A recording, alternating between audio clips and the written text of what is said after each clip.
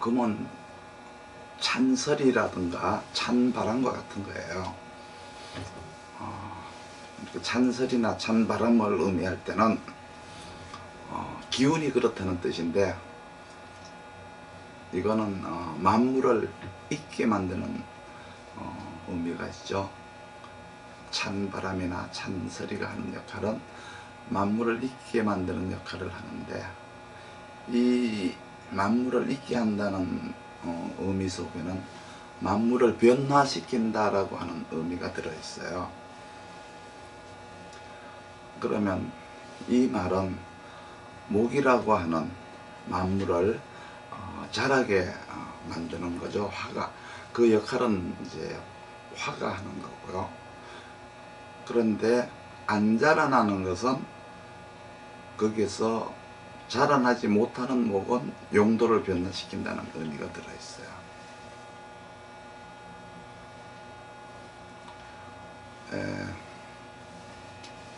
또 금의 찬바람이나 이것은 설이라고 하는 것은 열을 내리게 하는 용도로도 사용이 되죠.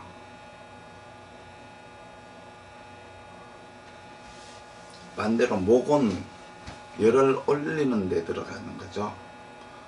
열을 올리는 용도로는 목을 쓰는데, 금은 열을 내리는 용도로 이제 사용이 된다, 이렇게 보시고, 이런 기능들은 목과 금이 이렇게, 만약에 금이 열을 내리는 용도로 쓰지 못하면, 원래 금이 목을 이렇게 기운을 이렇게 떨어뜨려서 참기운을 둬서 목을 좀 같이 있게 키워야 되는데, 그렇게 하지 못하면 어떤 기능이 있고, 그렇게 하면은 어떠냐라고 이제 궁금해 하시지 않겠습니까? 만약에 금이 있다고 하더라도 찬설이로, 찬바람으로서 목에게 작용을 하지 못하면, 그리고 또 목에 그런 작용을 하면, 이건 경쟁에서, 그렇죠? 경쟁에서 뒤처지거나 경쟁에서 우월함을 얘기하는 건데, 특히 이제 여기에서 가장 중요한 것은 때를 놓치는 것을 말하죠.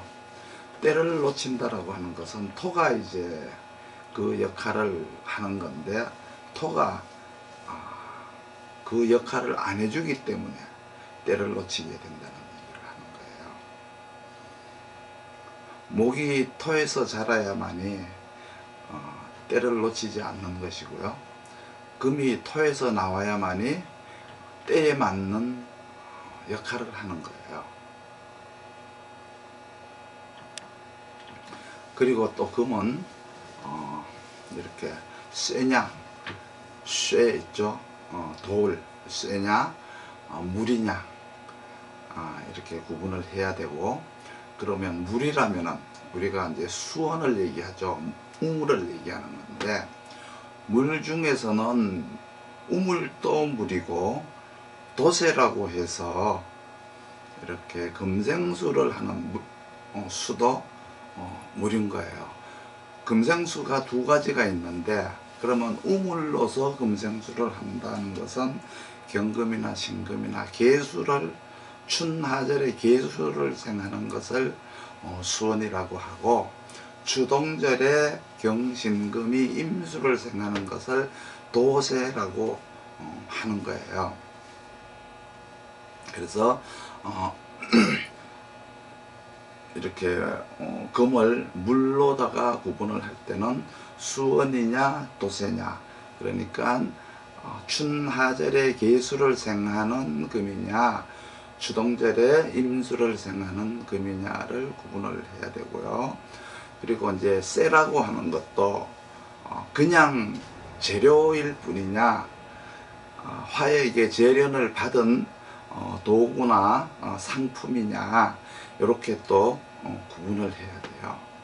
그러니까 이것은 이제 그 기운을 비교를 한 것을 의미하는데, 금은 네 가지로 구분을 하셔야 된다. 그런 것은 이제 세월 속에서 이러한 것들이 또 얼마만큼 어떻게 유지가 되는가, 또 때에 맞추어서 사람이 살아가고 있는가, 이런 것을 보는데 필요한 것들이에요. 사람이 살아가는 데 있어서 때라는 게 있지 않습니까? 지금 그 때, 그 시절, 내가 지금 이 일을 하는 이때, 그렇죠? 지금 현재 이러한 그 시점, 그 시절이라고 하는 그 시절에 맞게 하는 일이 있는 거죠. 그 시절에 맞게 그 일을 해야만이 자기가 성장하는데 효과가 일어나게 되어 있어요. 그렇기 때문에 때에 맞는 행위를 하는 게 굉장히 중요한 거죠.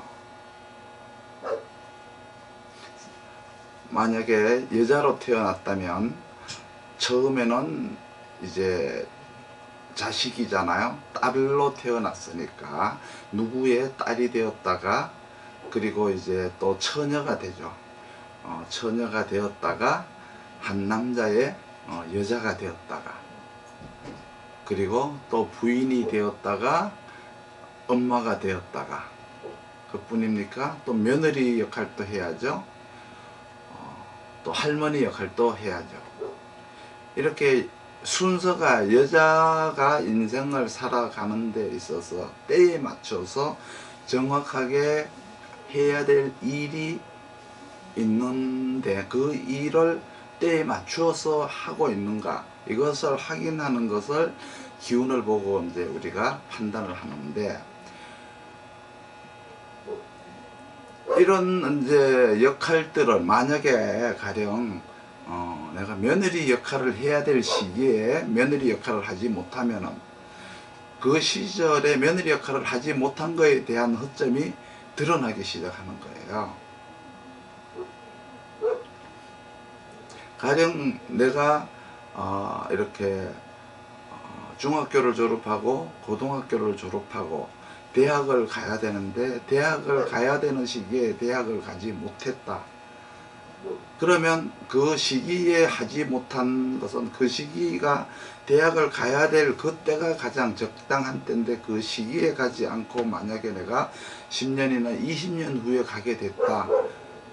그러면은 거기에서 이미 잘못되는 게 또 나오게 되겠죠. 그런데 같은 대학을 나왔더라도 정확하게 나이에 맞게, 환경에 맞게 적당하게 그 시절에 그것을 했느냐가 중요한 거죠.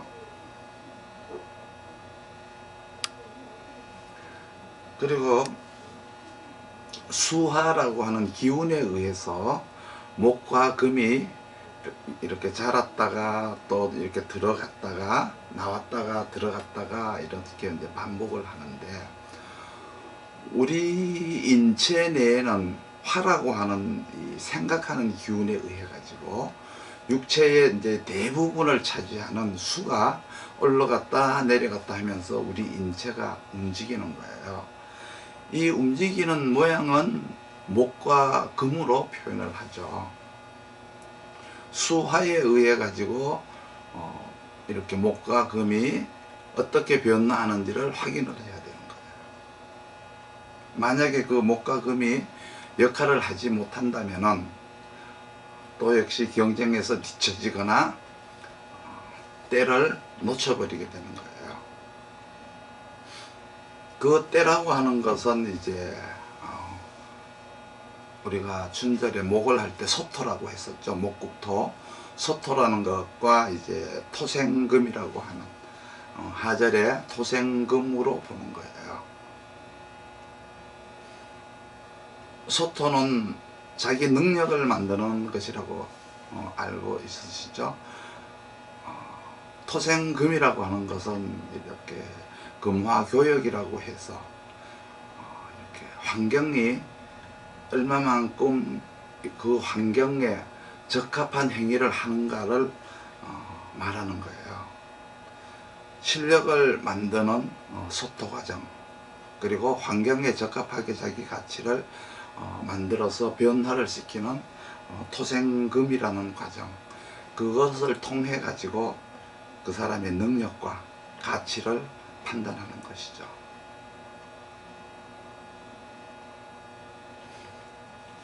그리고 금을 판단을 할 때 특히 이제 겨울에 동절에는 이렇게 금을 조우로서 이렇게 봤을 때 금이라고 하는 찬 바람이 이렇게 차가운 바람이 불면은 사람이나 이렇게 동물이나 한겨울에는 행동을 적게 하고 또 물건은 이렇게 축소가 되고 응결이 되는 시절이죠.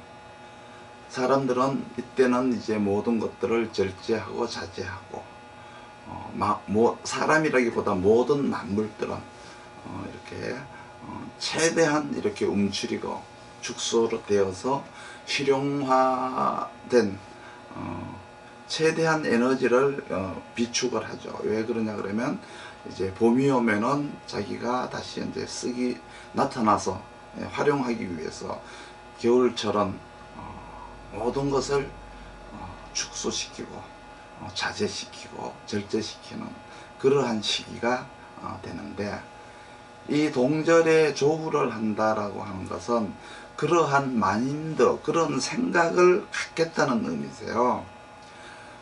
절제하는 마인드, 내가 자제하는 마인드, 그렇죠?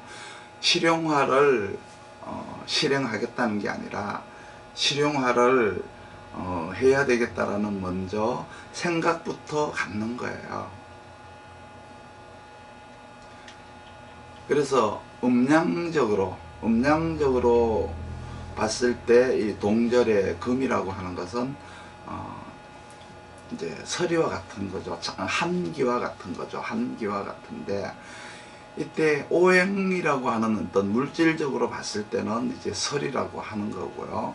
그게 음양이라고 하는 기운에서 겨울에 나타나는 모양은 오행으로 설이라는 모양으로 나타나겠지만, 일단은 이 금이라고 하는 것은 하는 역할이 부드러운 것을 딱딱하게, 그리고 이제 이렇게 연약한 것들을 이렇게 찔기고, 그렇죠, 딱딱하게 만드는 역할을 해요. 그러한 역할을 해야 되는 이 금이 만약에 화가 너무 많아서 그러한 역할을 하지 못한다면, 가령 금이라고 하는 서리가 무디어져서, 그렇죠, 무디어져서 금의 역할을, 서리의 역할을 제대로 하지 못한다면은 우리가 나이가 40대 중반이 넘어가고 50대 초까지 이렇게 나이가 먹는다고 하더라도 그 사람이 이렇게 생각하고 행동하는 것들은 아직까지 젊은이들과 같다는 거예요. 가령 뭐 나이트 클럽을 간다거나 그때까지 어떤 뭐 스팸 문자를 남녀가 같이 이렇게 주고받는다거나 이런 행동을 할 뿐만 아니라 젊은이들의 감각, 젊은 감각이 그때까지 최대한 살아있다고 이렇게 보시면 돼요.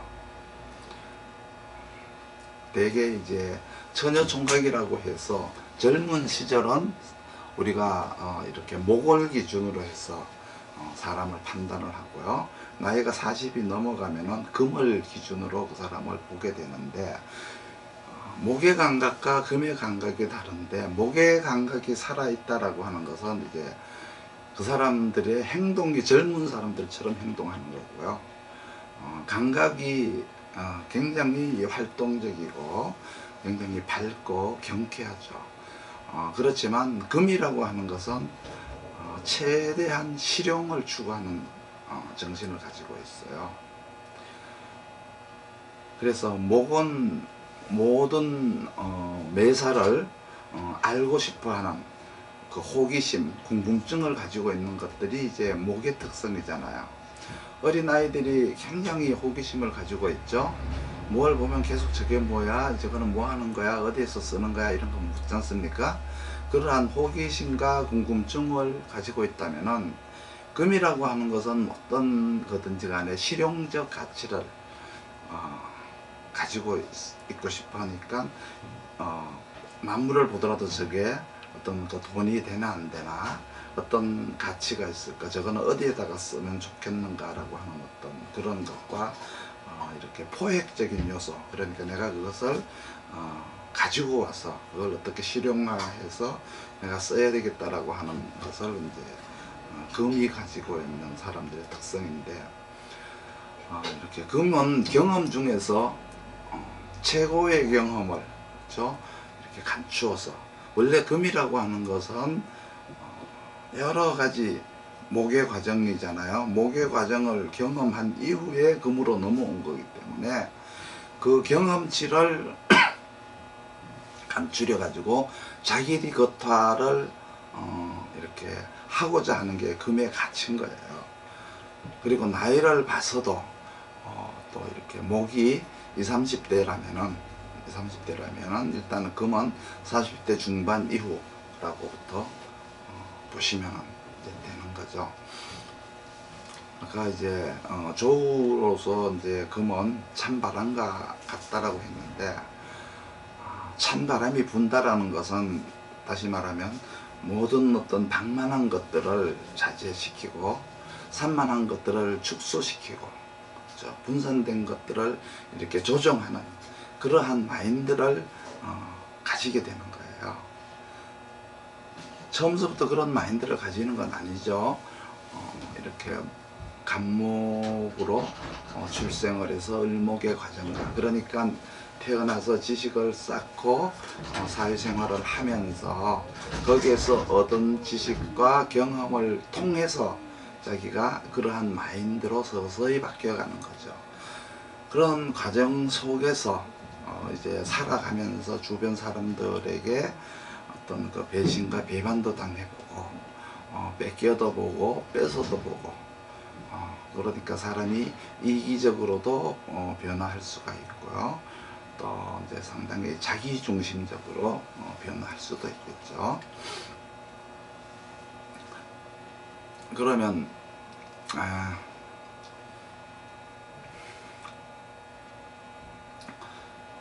목이라고 하는 것은 봄에 이제 봄, 여름을 얘기할 때는 이제 목을 기준으로 얘기를 하는데, 나무에게 물을 주거나 비가 이렇게 오게 되면은 봄에는 하루 만에 그냥 이렇게 초목들이 쑥쑥 자라나잖아요. 그렇지만 가을은 어때요? 가을은 비가 오면은 오히려 나무가 죽죠. 그러니까 결과적으로 봄에 태어난 사람과 가을에 태어난 사람들의 대화를 하는 것을 들어보면은, 봄에 출생한 사람들은 항상 나는 이렇게 하겠다라고 하는 말을 많이 해요. 나는 뭔가를 이렇게 해 나가겠다라고 한다면은, 가을에 태어난 사람들은 이렇게 하지 말자라고 하는 게 이제 그 사람의 특성이에요.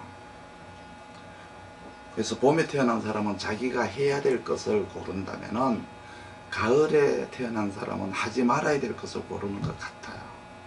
일단 기본적인 이런 성격을 이렇게 유추를 하는 데에서도 봄에 태어난 사람인가 가을에 태어난 사람인가에 따라서 이렇게 달라지겠죠. 그리고 봄, 여름에는 금을 수원으로 쓰잖아요. 수원으로 쓰니까, 수원이라고 하는 것은 이제 우물로 쓰인다는 거예요.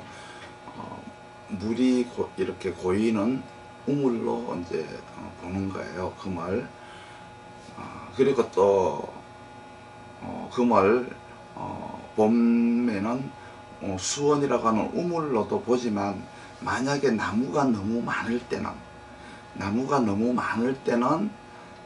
또 우물이 아니라 금을 이렇게 목을 자르는 어떤 도구로 이제 보게 되겠죠. 가령 춘절에 이렇게 목이 많을 때는 간벌이라고 해서 간벌로 쓰이는데, 화가 춘절에 너무 많아서 목이 무성하게 자란다면은 이제 목을 이렇게 속간해서 이식을 하는 역할이 간벌이 되는 거고요. 만약에 이제 또 춘분이 지나고 나서 목이 무성하게 자라면은 이렇게 절지라고 해서 가지치기를 이제 하는 용도로 금을 쓰는 거예요. 그러니까 칼로 쓰는 것과 같고요. 어떤 연장으로 나무를 자르는 연장으로 쓰는 것과 같은데 이 의미 속에는 온도를 조절한다라고 하는 특징이 들었어요. 금이라고 하는 기본적인 요소는 이제 차갑게 만드는 특징을 가졌잖아요. 그러니까 차가워야만이 목이 잘 자란다는 거예요. 금이 차갑지 않으면 목이 잘 자라는 게 아니라 막 자라요. 그러니까 막 크게 자라는 것과 잘 자라는 건 좀 다른 거죠. 금이 있어서 금이 차가워야만이 목이 견고하게, 그렇죠? 질기게, 그러니까 가치가 있게 자란다는 의미가 이제 되고요. 만약에 금이 없거나 금이 약해서 혹은 이제 화가 약하면 금이 약한 거죠. 그렇게 되면은 이제 목은 이렇게 막 자란다는 거죠. 막 자라는 역할을 하는 거예요. 그래서 춘하절에 금의 역할은 온도를 내려주기 때문에 밤의 기온과 같은 거죠. 대개 나무가 낮에는 막 자라지만은 밤에는 기온이 떨어지니까 그때는 이제 견고하게, 그렇죠? 질기게 변화되는 것은 밤에 되는 거예요.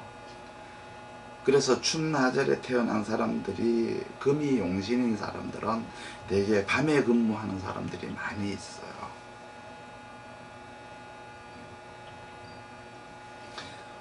그리고 추동절에 또 금은 금극목이라고 하는 벽갑으로 쓰이는데, 이거는 이제 금이라고 하는 결실을 거두는 것을 의미하는 거예요.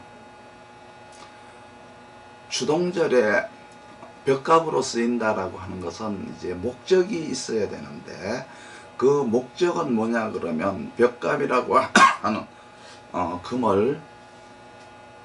금으로 목을 쪼개서 인화, 즉 말해서 쪼갠 목을 목생활을 하기 위한 목적으로 쓰는 거예요.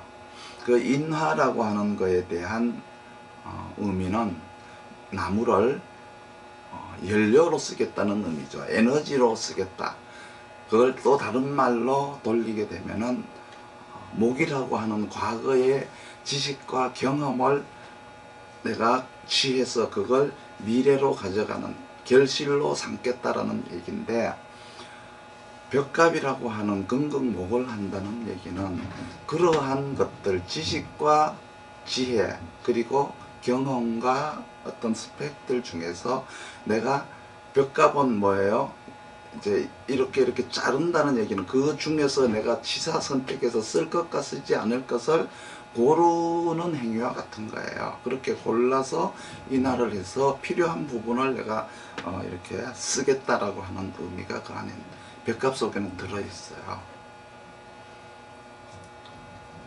그리고 또 이렇게 추동절에 금이라고 하는 게 금생수를 하는데 이렇게 도세의 역할로도 쓰이는데, 금이 임수를 생하는 걸 가지고 도세라고 그래요. 이거는 제품을 유통하는 용도, 이렇게 생각하시면 돼요. 이처럼 금이 이제 무슨 용도로 쓰이느냐에 따라 가지고 그 금이라고 하는 용신의 용도가 달라지겠죠.